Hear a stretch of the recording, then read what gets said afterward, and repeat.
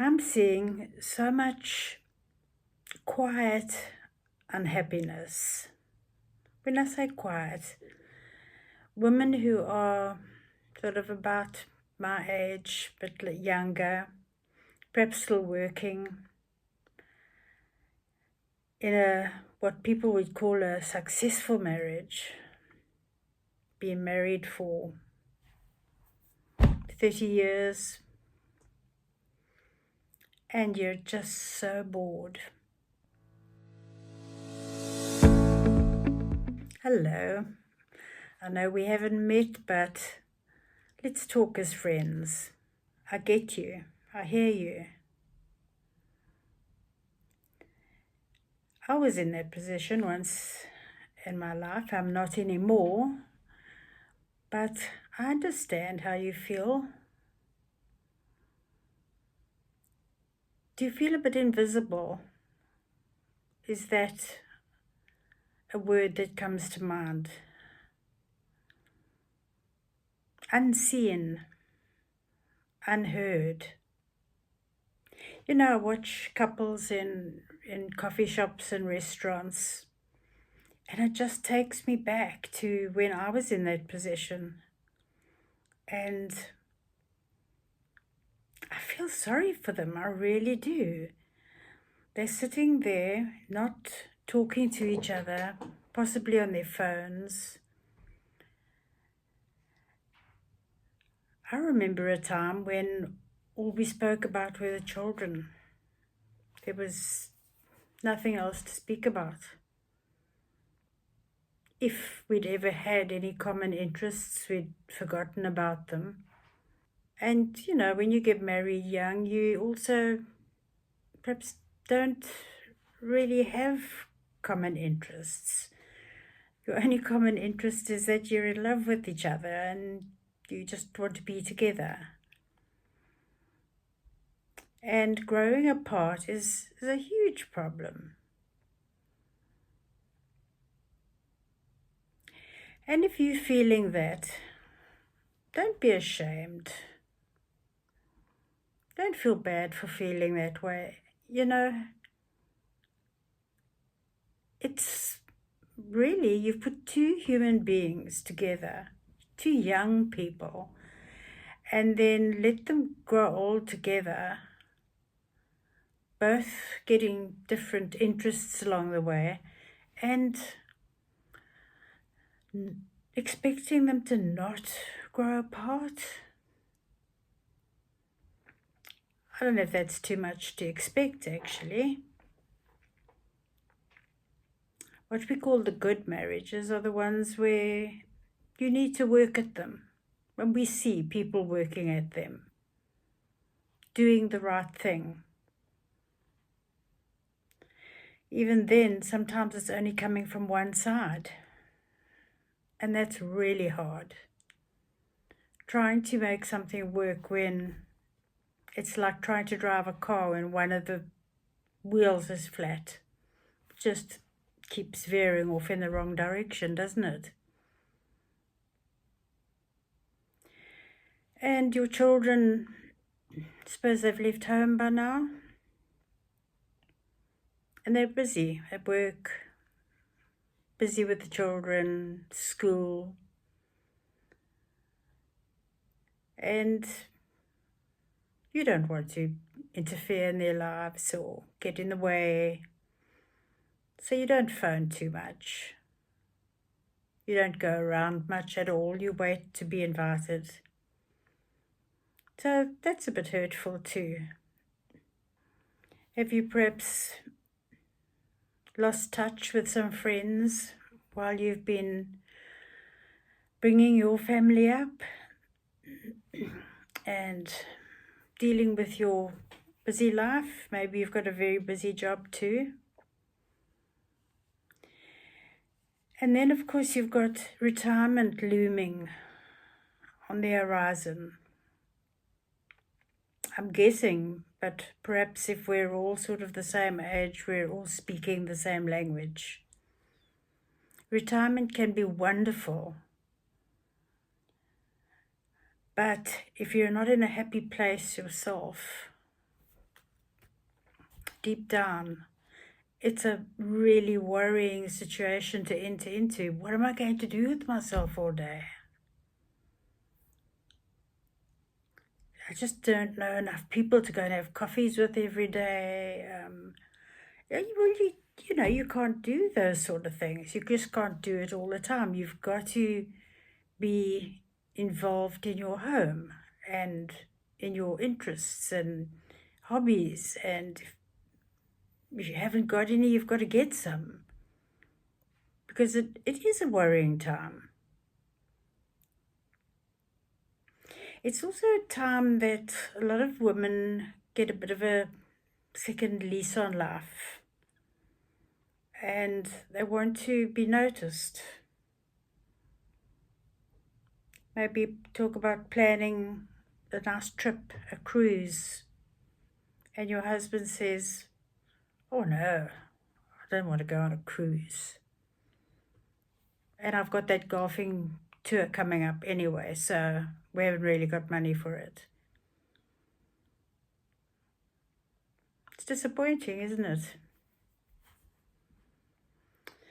You've not been heard again because it wasn't really the cruise you wanted. It was just to be together with him and do something nice. You may even find your eyes straying. You may. You may start seeing other men as more attractive than you had before. If there's a gap to be filled in your life, you will look for a way to fill it. My suggestion, having experienced that is mostly just somebody else's husband who's doing the same things at home as yours is. Now, this is not a bash your husband video, not at all. I'm just trying to be the friend who understands how you feel. When he gets into his pajamas at 6:30, because it's comfy, and you have just snuck through to the bathroom and put a little bit of lipstick on because you were looking a little dull and you thought you'd try and make yourself look a little nice. You come through to the lounge and he's got his pajamas on. You've been together for a long time, and that's wonderful. That's what makes you able to count on him to look after you and care for you. And I hope that you are one of the people who are being cared for and financially taken care of. But with that comes the person who always parks in the same space.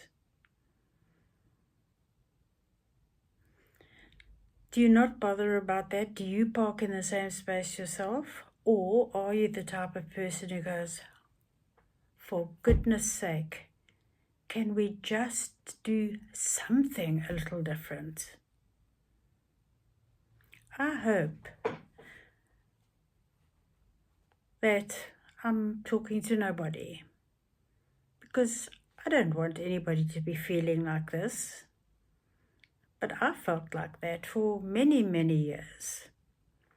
I can remember one occasion when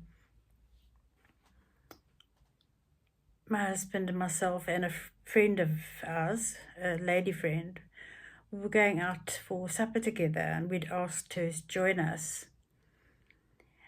And at the last minute, she couldn't make it. And he said to me, well, let's not go then. Let's not bother to go then. It was like a knife in my back. I knew that they didn't have anything going on. There wasn't any ulterior motive for him wanting her there. It was just that the conversation would have been better, because him and I didn't have any. So it's an awful place to be in. And if you're in that place, I don't want you to feel trapped. Surely by the time we reach the ages that I'm talking to now, surely we don't have to feel trapped anymore. You know, I got divorced when my children were grown up and they'd left home. Let me tell you, it makes no difference at all. When you get them in the right mood and they'll talk to you about how it actually did affect them or whether it did affect them or not, they were affected just as much as if you'd done it when they were 12 or 14. Don't feel trapped. Maybe just tiny little steps. Find some outside interest for yourself, maybe. Start phoning a friend, going out for a coffee or a glass of wine. Someone you can trust, a good friend. But don't be that person who goes out and whines about her husband all night. Nobody likes that. In fact, my very, very good friend told me that. I had become a real whiner after 28 years of marriage. And one day we went out after work for a glass of wine. And I sat down and immediately started complaining, like I always did. And she said to me, for goodness sake, I can't take this anymore. Either divorce him or stop talking about him every day. Well, you can imagine how shocked I was. But you know what? 3 weeks later, I filed for divorce. Because she had the courage as a good friend to say, enough. Do something about it or get out. But stop whining about it every day. Maybe you fit into one of those categories.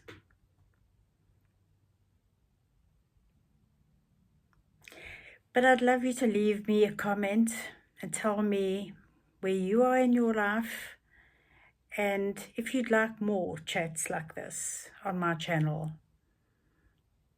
I like to keep my channel as authentic as possible, and these are the kind of chats I want to have. Ones that count. Ones that mean something. And I want you to know that I am your friend on YouTube. So, until next time, I send you a big hug. Bye for now.